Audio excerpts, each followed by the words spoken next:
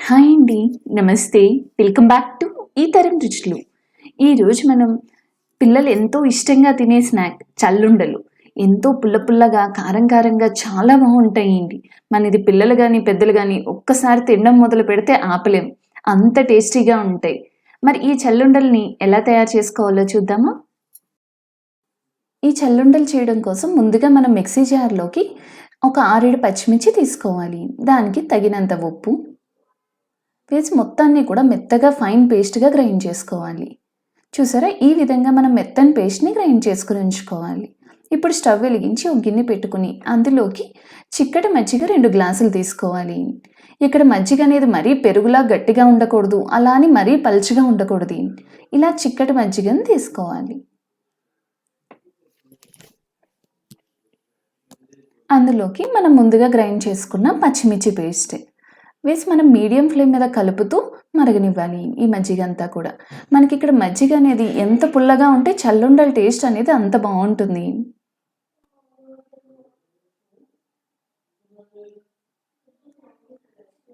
మనకి ఇది విధంగా మజ్జిగ పూర్తిగా మరుగులొచ్చేదాకా మరగనివ్వాలి.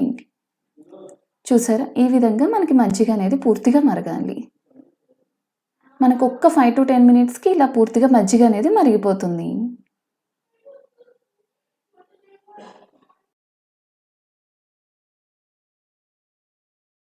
మనకి ఇక్కడ మజ్జిగ అనేది పూర్తిగా మరిగిన తర్వాత స్టవ్ అనేది ఆఫ్ చేసేసుకోవాలి. మనం ఇక్కడ 2 గ్లాసుల మజ్జిగ అనేది పోసుకున్నాం కాబట్టి అదే కొలతలో 2 గ్లాసుల బియ్యపు పిండిని తీసుకోవాలి. మనకి మజ్జిగ, బియ్యపు పిండి 2 కూడా ఒకే కొలతలో తీసుకోవాలి. చూసారా? ఈ విధంగా బియ్యపు పిండిని మనం కలుపుతూ పోసుకోవాలి. మనకి లేదంటే ఉండ కట్టేస్తుంది. అందుకని మనం కలుపుతూ ఉండాలి బియ్యపు పిండి వేసేటప్పుడు.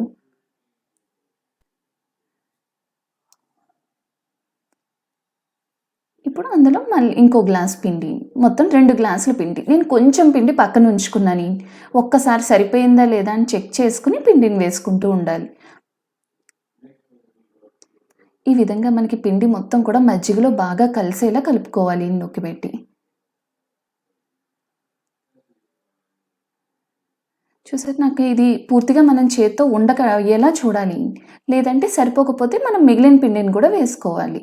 నాకు ఇక్కడ ఎగ్జాక్ట్‌గా 2 గ్లాసుల మజ్జిగకి 2 గ్లాసుల పిండి అనేది పర్ఫెక్ట్‌గా సరిపోయింది. మనం ఇదే స్టేజ్‌లో ఉప్పు అనేది సరిపోయిందా అనేది కూడా చూసుకోవాలి. సరిపోకపోతే ఈ వేడి మీద ఉప్పు అనేది కలిసిపోతుంది వేసినా కూడా.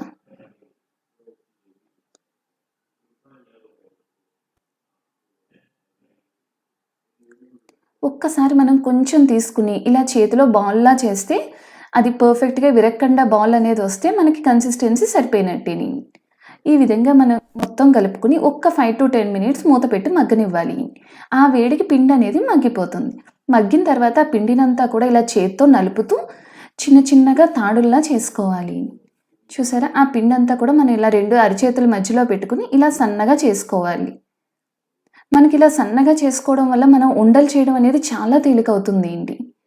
మనం చేతికి కొంచెం నూనె అప్లై చేసుకొని కొంచెం కొంచెంగా మనం చిన్న చిన్న ఉండల్లా చేసుకోవాలి.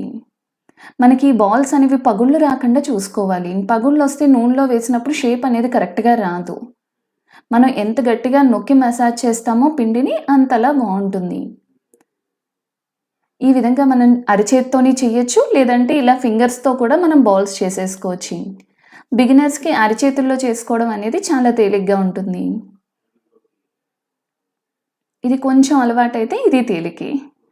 ఈ విధంగా మనం పిండి మొత్తాన్ని కూడా రెడీ చేసుకోవాలి. మనం పాల తాలికలు ఏ విధంగా చేసుకుంటామి, అదే విధంగా ఇది చేసుకోవాలి. కొంచెం లావుగా అంతే.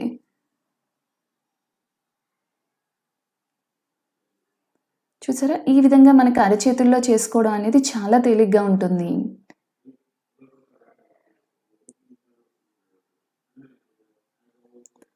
ఈ విధంగా మొత్తం అన్నిటిని కూడా పిండంతటిని కూడా ఇలా చిన్న చిన్న బాల్స్‌లా చేసుకోవాలి. చూసారా? అన్నీ ఒకే సైజులో ఉంటే మనకి పర్ఫెక్ట్‌గా వేగుతాయండి వేగేటప్పుడు కూడా. ఇప్పుడు స్టవ్ వెలిగించి పాన్‌లో ఆయిల్ పెట్టుకోవాలి. ఆయిల్ వేడవగానే మనం రెడీ చేసుకున్న చల్లుండలు వేసి వేగనివ్వాలి. ఈ విధంగా మనకి వాయికి సరిపడా చల్లుండలను వేసి వేగనివ్వాలి. మనకి చల్లుండలు వేసిన వెంటనే మనం కదిపేయకూడదు. ఒక్క 2 మినిట్స్ ఆగి మనకి లైట్‌గా కలర్ చేంజ్ అయింది చూసారా? ఈ విధంగా కలర్ చేంజ్ అయ్యాక మనం గరిటెతో కలుపుకోవాలి. మనకి ఇవి స్టిక్ అవ్వడం కూడా స్టిక్ అవ్వవు అంత ఈజీగా. విడివిడిగానే వస్తాయి. ఇప్పుడు ఈ విధంగా గరిటెతో మనం స్లోగా కలుపుకోవాలి.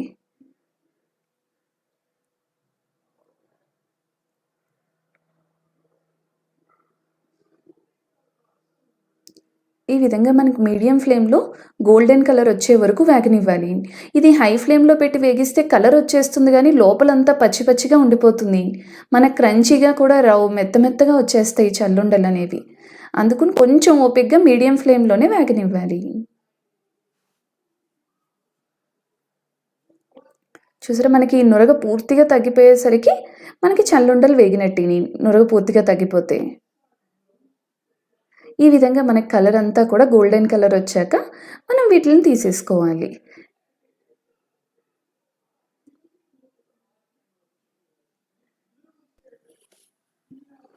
మనకి ఇలా ఒకటే సైజు ఉండడం వల్ల అన్నీ కూడా పర్ఫెక్ట్‌గా వేగుతాయి ఏంటి.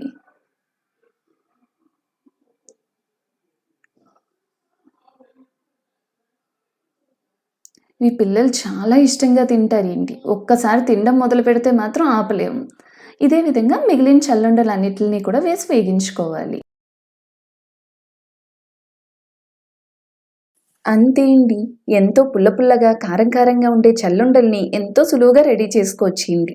ఈ పండుగల్లో మీరు కూడా ఒక్కసారి ఈ చల్లుండలను ట్రై చేసి ఎలా వచ్చిందో మా కామెంట్ సెక్షన్‌లో చెప్పండి. ఈ వీడియో గనుక మీకు నచ్చితే please like, share and subscribe ఈ తరం రుచులు. Thank you for watching.